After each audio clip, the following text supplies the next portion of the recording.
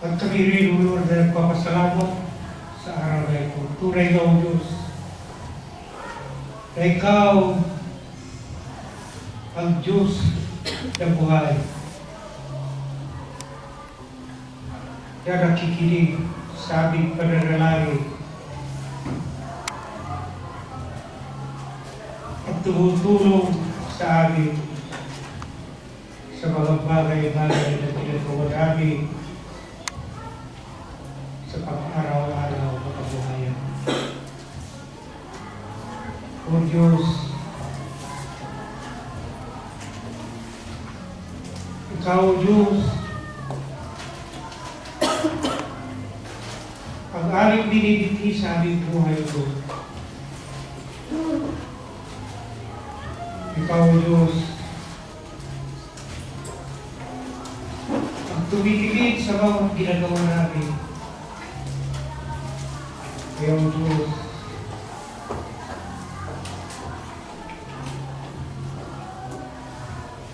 kinukuha ko rin ito ng pagkakataon, Diyos, ay panalangin ng ating buhay. Dalawang kapatid, si Jose Sabado, na alam natin ang kalagayan niya. Ganon din sa ating kapatid, si Benito, na siya ay ewan ko kung hanggang sa ngayon na nananayan ni Jesus. So, dahil nga sa ating Diyos na buhay,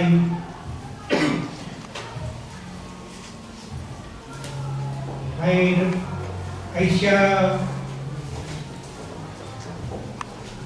at binibigay natin sa Kanya ang lahat ng bagay para sa ating kapatid na si Jose Sabado Jr.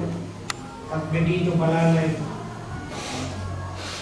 Sana'y paspasan ng ating Diyos na buhay. And at this very moment, I claim, Lord, for their immediate healing. Protect and guide them, Lord. Sa inyo, Lord, sa aming ibinabalik sa iyo ang paborit pagsamba, Lord, sa pangalan ng tayong banal na Diyos na si Jesus. Amen. Amen. Manatili po tayo nakatayo. Good afternoon to everybody. Magandang hapon po sa ating lahat. At maraming salamat po sa ating ama na si Mr. Guerrero sa opening prayer. Kaya naman po itinatawa natin si Manang Lydia para pangunahan tayo sa ating pambansang awit. Manatili po tayo nakatayo. Shall we have a background? Okay. Bayang magiging dark awit.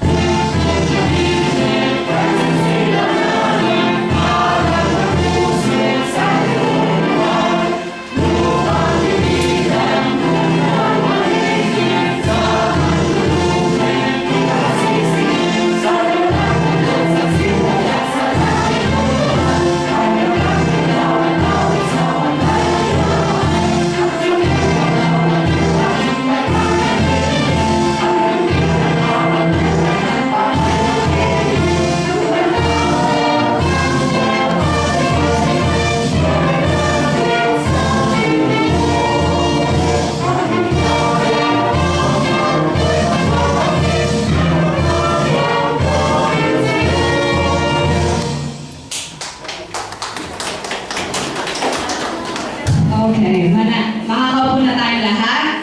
At amin pong tinatawagan sa ating pong harapan ang ating minamahal na presidente na walang iba kundi si Mrs. Bernadette.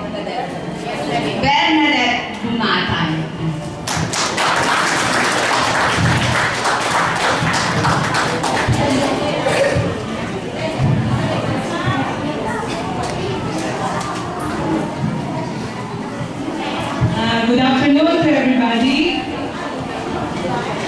Buon pomeriggio a tutti. And also, I will speak also in Ilocano. Naibag na malang tayo aming kakaisa. It is a great deal of pride and pleasure to welcome our Consul of the Philippine Consulate in Milan, Honorable Enrique Pingol.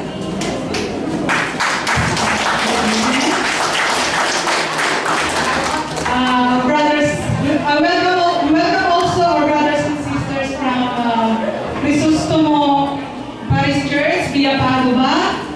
They are here with us also.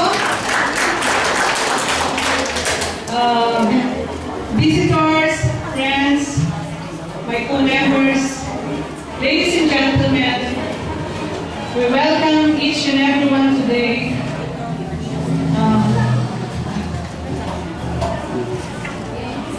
In celebrating this occasion of our 20th Sagay anniversary. To serve this organization for less than 7 years is a great privilege for me, especially so during this momentous occasion. I'm very glad to be with you here today. I can see beautiful and smiling faces. Hindi po halatang apektado tayo ng crisis. So, I am very optimistic that our organization would be able to come up with its own share of accomplishment and achievements. Considering the commitment and enthusiasm continuously displayed by my co-officers, advisors, and all members.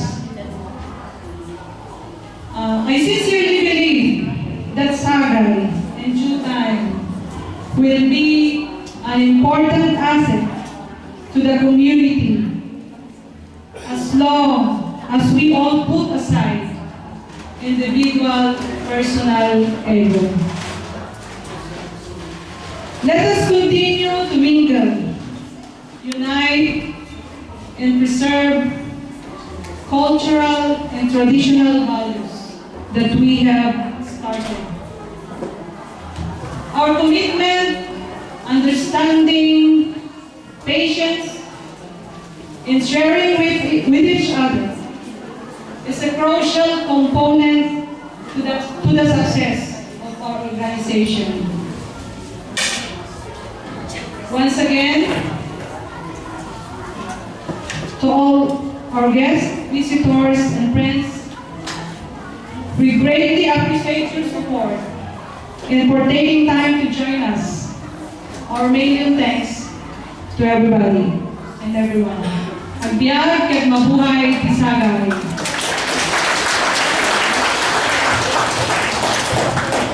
Okay, nalagsak na anniversary tayo. Amin na po. Maligayang anniversary sa ating lahat. Okay, meron daw pong special surprise number.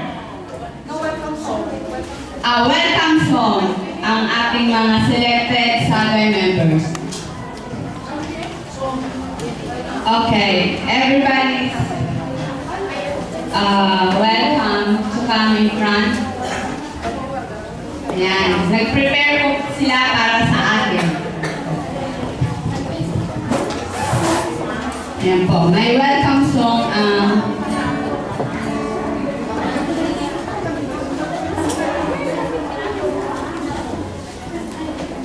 dami.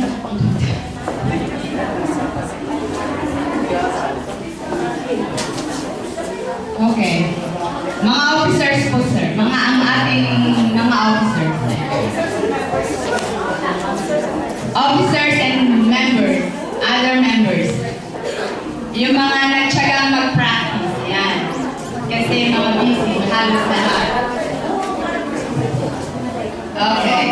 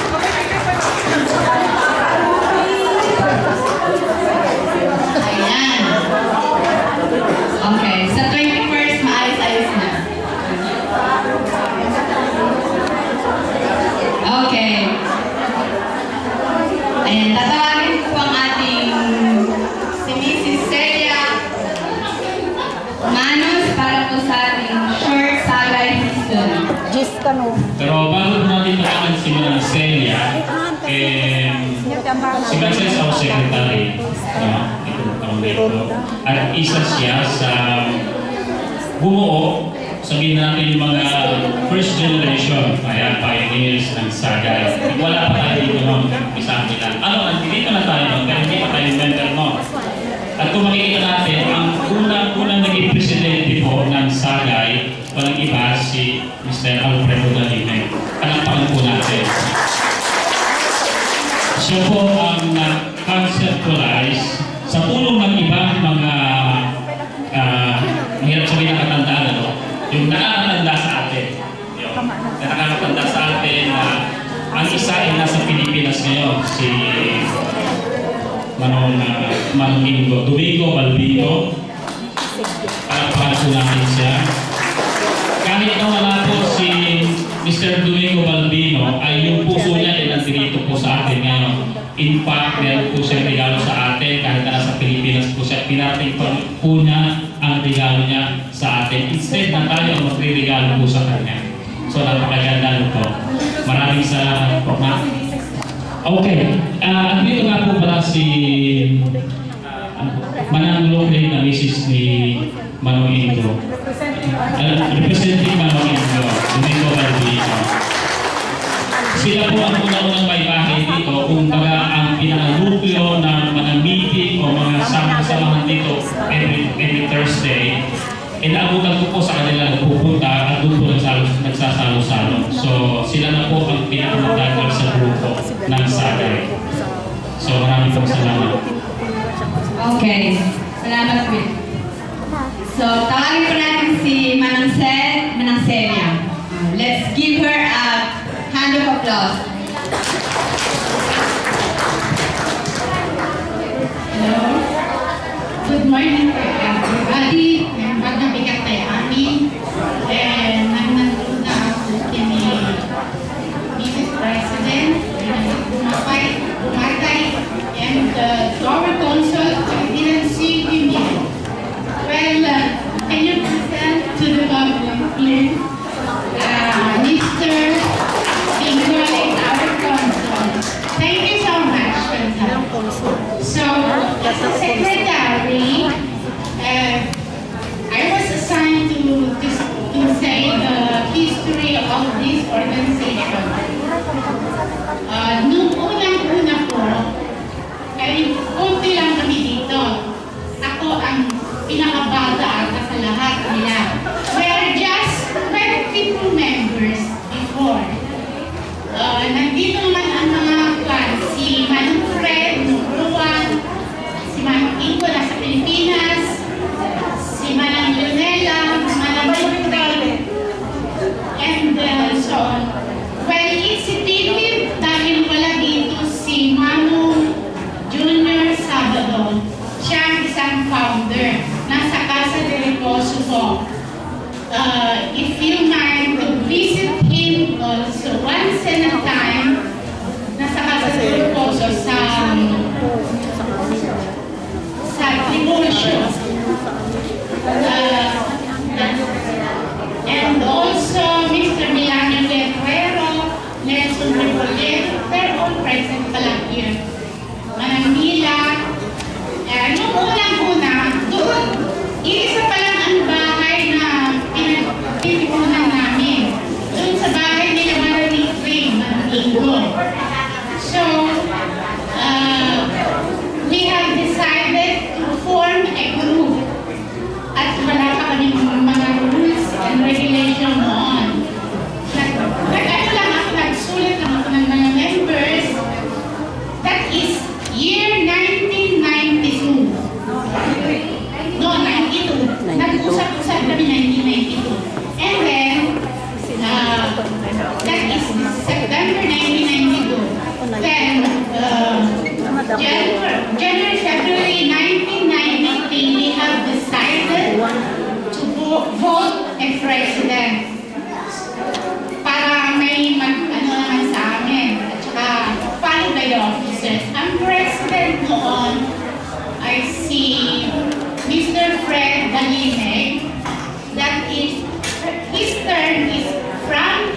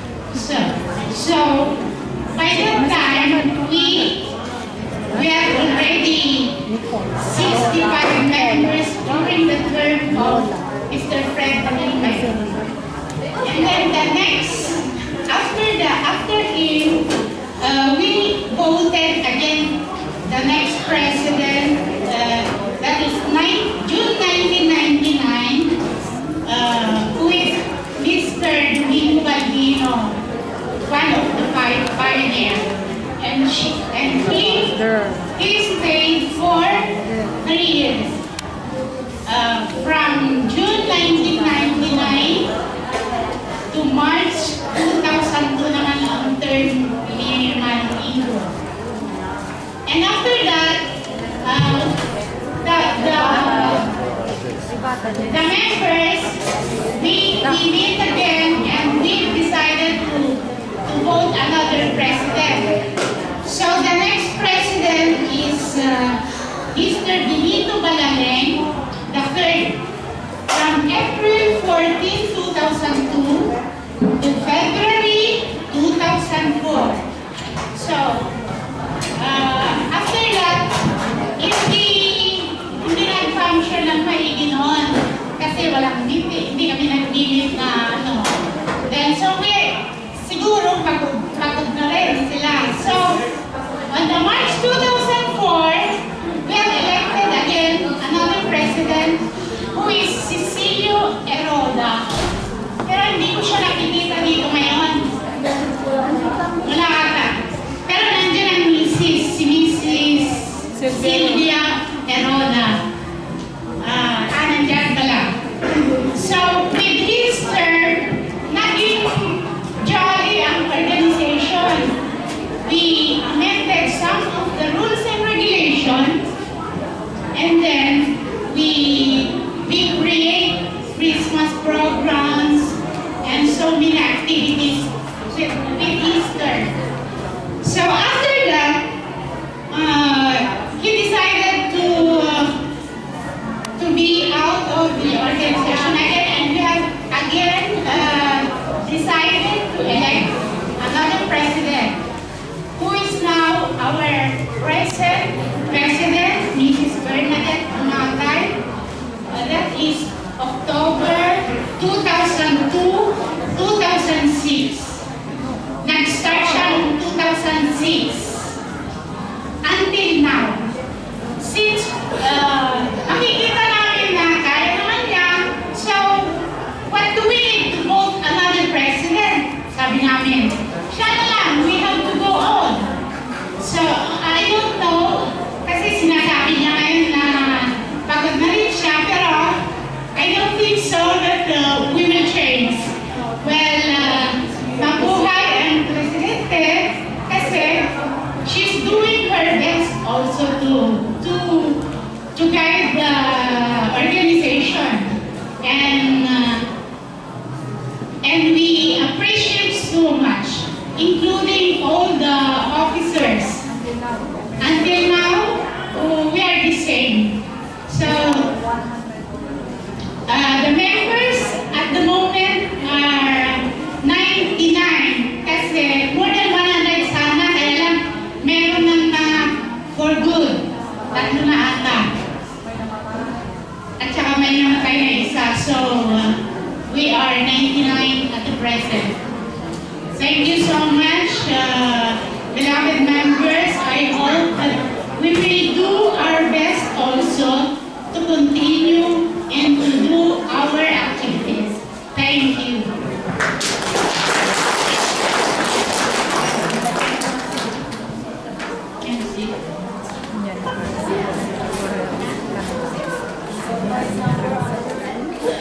Ngayon po ay imbita natin ang mga Maharlika Singers ng Sunday Group. Tumawa naman tayo, kanina pa tayo It is a celebration, so 28. So napakahirap maabot ang mga ganitong taon. Ako nung nag-20 years old ako, masaya-masaya ako dahil after ng 21 ka ako, kailangan mag-girlfriend. Pero hindi pala. Tawagan po natin ang Sally White, please. Para sa special number.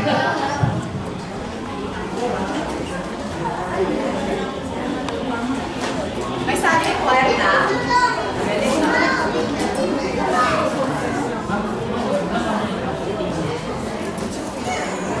So please, yung kung nakipractice sa atin noong isang araw, huwag na po kayo mahiya dahil